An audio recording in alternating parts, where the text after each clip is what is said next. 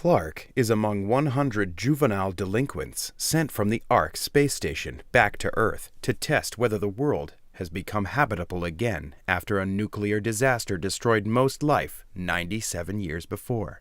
Thanks to her medical training and natural leadership skills, Clark soon becomes the leader of the 100, alongside Bellamy Blake. The group soon realizes not only that life survived on Earth, but that an entire society, known as the Grounders, was able to thrive. When the Grounders start to attack and kill members of the 100, Clark emerges as the group's primary leader and military strategist. When the 100 set off a flare to alert the Ark that they're still alive, they accidentally burn a Grounder village to cinders. This incident leads to a major Grounder attack on the dropship, aimed at destroying the 100. Instead, the Grounders are incinerated, and shortly thereafter Clark and other members of the 100 are captured by the Mountain Men and brought to Mount Weather. Mountain Men.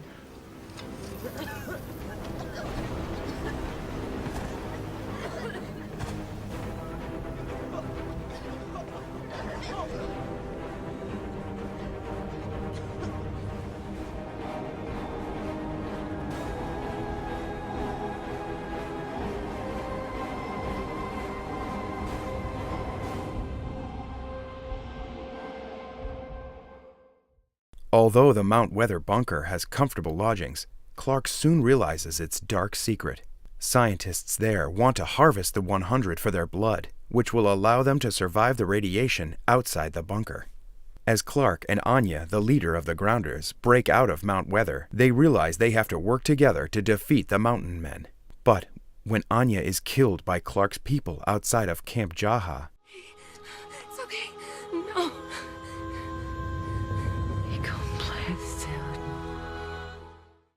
Clark has to start from ground zero by developing a new relationship with the Grounders' new leader, Lexa. When it comes time to rescue imprisoned Grounders and Ark people from Mount Weather, the Grounders betray Clark. What did you do?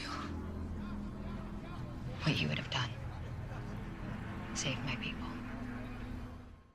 Forcing her to irradiate the bunker in order to save her people. This takes a heavy toll on her conscience, and in order to come to terms with what she did, she sets off on her own. A while later, Clark is captured and brought to Polis, the seat of the Grounder Command. There, Lexa proposes that Clark's people come under her command. Clark and Lexa soon become close, and Clark accepts the proposal. But when Lexa is killed, all bets are off. When Allie infects most of the population by bringing them to the City of Light, Clark shuts her down and frees her people from mind control. However, before she does, Allie tells Clark that a new nuclear threat would soon destroy what was left of life on Earth. 20 seconds, and the kill switch will be gone.